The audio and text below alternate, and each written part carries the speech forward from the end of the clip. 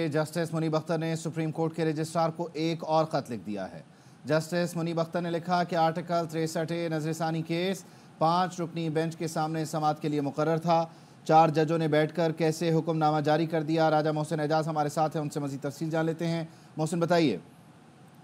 देखिए, जस्टिस मुनीब अख्तर की जानिब से रजिस्ट्रार सुप्रीम कोर्ट को एक और ख़त लिखा गया है जिसमें यह कहा गया है कि आर्टिकल 63 पे नजरसानी केस 5 रुकनी बेंच के सामने समाअत के लिए मुकर्रर था। 4 जजों ने बैठकर कैसे हुक्मनामा जारी कर दिया। 5 रुकनी लाजिर बेंच में केस की समाअत करना थी। अपने खत में जस्टिस मुनीब अख्तर ये भी लिखते हैं कि 4 रुकनी बेंच अदालत में बैठकर आर्टिकल 63 से मुतल्लिक नजरसानी केस नहीं सुन सकता। आज की समाअत का हुक्मनामा मुझे भेजा गया। हुक्मनामे में मेरा नाम लिखा हुआ, मगर आगे दस्तखत नहीं। बेंच में बैठने वाले 4 जजेस काबिल एहतराम हैं, मगर आज की समाअत कानून और रूल्स के मुताबिक नहीं। अपना मौक़िफ़ पहले ख़त में तफसील से बयान कर चुका हूँ। आज की समाअत के हुक्मनामे पर एहतजाज रिकॉर्ड कराना चाहता हूँ। आज की समाअत का हुक्मनामा जुडिशल ऑर्डर नहीं है। अपने ख़त में वो ये भी लिखते हैं कि आर्टिकल 63 की तशरीह से मुतालिक नजरसानी केस के हुक्मनामे की कोई हैसियत नहीं है। ठीक है, आप अपडेट कर रहे हैं इस हवाले से कि एक नया ख़त लिख दिया गया है।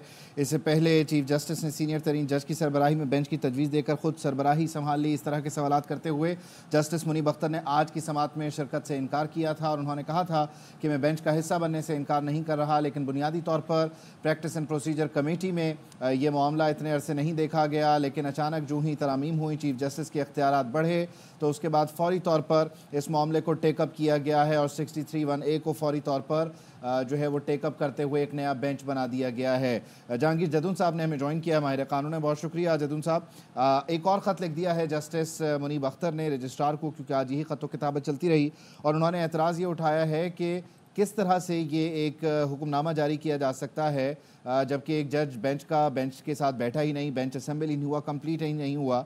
ये जो सारी सूरत हाल है, इसमें बुनियादी तौर पर ये मामला कितना कंफ्यूजिंग होता जा रहा है, या इस ख़त के बाद सूरत हाल संभल सकती है, बेहतर हो सकती है?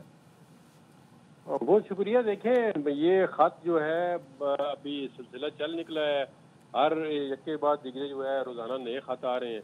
तो एक बात तो उनकी रीज़नेबल है कि अगर वो बेंच में नहीं बैठे हुए थे तो बेंच फ़ौरन जो है आते साथ उनको पता था वो नहीं आ रहे, तो बेंच जो है वो कोर्ट में आके चले जाते वापस ही कि बेंच रिकॉन्स्टिट्यूट होगा तो उस पर कोई आर्डर पास करेंगे। अगर बेंच इनकम्प्लीट था तो उनकी टेक्निकली बात की ठीक है कि कोई आर्डर नहीं पास कर सकते, क्योंकि देखें ना, अगर आप वो कहते हैं जी, वो कहते हैं मैं बेंच में बैठना चाहता हूँ, लेकिन इस वजह से कि जो ऑर्डिनेंस के जरिए कमेटी बन रही है वो डिफेक्टिव है, उसको नहीं। तो काजी साहब ने खुद पहले इस तरह उसकी अपनी मिसाल मौजूद है काजी फाइजा की। उन्होंने कहा जी मैं बेंच में बैठना चाहता हूँ, लेकिन जब तक प्रैक्टिस एंड प्रोसीजर एक्ट पे कोई फैसला नहीं आता उस वक्त तक मैं नहीं बैठता हूँ। बैठना चाहता हूँ लेकिन टेक्निकली मैं जो है ना उससे वॉकआउट करता हूँ। तो उनकी अपनी भी चीज़ें। अब आज जो कि बेंच पूरा आया है तो उसमें फिर उन्होंने कहा जी ऑर्डर पास कर दिया। उन्होंने कहा जी मैं रजिस्ट्रार के जरिए उनको हम कन्विंस करेंगे कि वो वापस आए, बेंच पे नहीं आते तो कल बेंच, अगर बेंच उन्होंने रिकॉन्स्टिट्यूट कर रहा था तो बेकाल ही ऑर्डर कर लेते। तो टेक्निकली तो उनकी बात ठीक है, अगर बेंच जो है वो मुकम्मल नहीं था तो फिर आर्डर किस तरह पास हो गया। तो फिर उनका नाम भी हाजिरी में लिख किया आर्डर में, ये भी बड़ी अजीब बात हो गई है। आर्डर जो हमने देखा है कि उनका नाम भी उसमें लिखा हुआ है, प्रेजेंस मार्क की हुई है, ये भी बड़ी अजीब बात है कि इतनी बड़ी सुप्रीम कोर्ट है और 4 बंदे बैठे हुए हैं, 5 का नाम आया हुआ है। तो ये बड़ी अजीब सी बात चल रही है। सबसे इब्तदा सी काजी फैसला ने खुद की है कि उन्होंने with in the supreme court जो है ख़तों के जरिए कम्युनिकेशन स्टार्ट की, फिर मीडिया को एकदम उन्होंने जो है जो ही ख़त लिखते थे मीडिया को रिलीज कर रहे थे। तो आज वो प्रैक्टिस जो है वो जारी सारी हो चुकी है। एक जज तो साहब ये ख़त लिखते हैं, मामला तो बुनियादी तौर पर, हैं। जहांगीर जदून साहब, क्या ऐसी नज़ीर मिलती है कि इस तरह की किसी निशानदही के बाद, जिस तरह आप कह रहे हैं कि इलीगल ग्राउंड्स पर ठीक निशानदही है, तो ये हुक्मनामा वापस हो जाएगा या एक और ख़त आएगा? कि अगर ये ख़त व किताबत चलेगी तो कोई भी ख़त दूसरे ख़त को मुतमईन नहीं कर पा रहा है, या दूसरे फरीक को। चीफ जस्टिस के एक और ख़त पर भी आज सुबह जस्टिस मुनीब ने तनकीद की और कहा कि किरदार कशी की मुहिम लगी। ये बड़ी अनफॉर्चुनेट बात है कि जजेस पब्लिक के सामने तो एक दूसरे को बड़ी रिस्पेक्ट करते हैं, लेकिन जब खत लिखते हैं तो वो फिर जो है वो इतना लिहाज नहीं करते और बड़ी जो है ऐसी लैंग्वेज इस्तेमाल करते हैं। अब देखिए ना, सुप्रीम कोर्ट के जज के ऊपर से तो कोई बड़ा ओहदा नहीं है।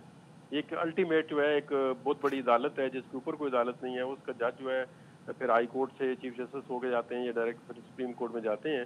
तो इसमें अब मेरे ख्याल में इनको थोड़ा सा एहतियात बरतनी चाहिए, और सबसे इसका बेहतर हाल ये है कि फुल कोर्ट बैठे और ये सारे, आप फुल कोर्ट देखें ना, आप फुल कोर्ट जो है काजी फाइजा साहब के 20-22 दिन रह गए हैं। तो वो बजाय इसके कि कंट्रोवर्शियल होकर रिटायरमेंट लें या रिटायरमेंट नहीं लेना चाहते, उनके जहन में क्या बात है, لیکن اس طرح مطلب ایک آپ نوکری پوری آپ نے کی ہے اور آپ جب آپ کے خلاف ریفرنس آیا ہے تو پوری وکلاء برادری آپ کے ساتھ کھڑی ہوئی ہے، تو انہوں نے کس طرح آپ کو بحال کرایا ہے، کس طرح اسٹیبلشمنٹ کے ساتھ لوگوں نے ٹکر لی، وہاں پہ طرح طرح کی تکلیفیں آئی ہیں، لیکن اس کے باوجود کیونکہ چیف جسٹس بڑا ہوتا ہے، ان کو پوری فل کورٹ بلانی چاہیے اور ان کو اس مسئلے کا حل ڈھونڈنا چاہیے. یہ تو پھر وہی ایک ہم خیال بینچ کا دوبارہ تصور ہو گیا. اگر آپ اس سے ڈفرینٹ کرتے ہیں، آپ نے یوں ہی آئے، آپ نے کہا جی میں لائیو اسٹریمنگ کروں گا، میں پاور ڈائلیوٹ کر دوں گا، اب پاور ڈائلیوٹ کے بعد پھر آپ نے پاور اپنے ہاتھ میں لے لی ہے، تو یہ تو پھر آپ اپنی جو باتیں کر رہے ہیں اس کی کنٹراڈکشن خود ہی کر رہے ہیں. بہت شکریہ.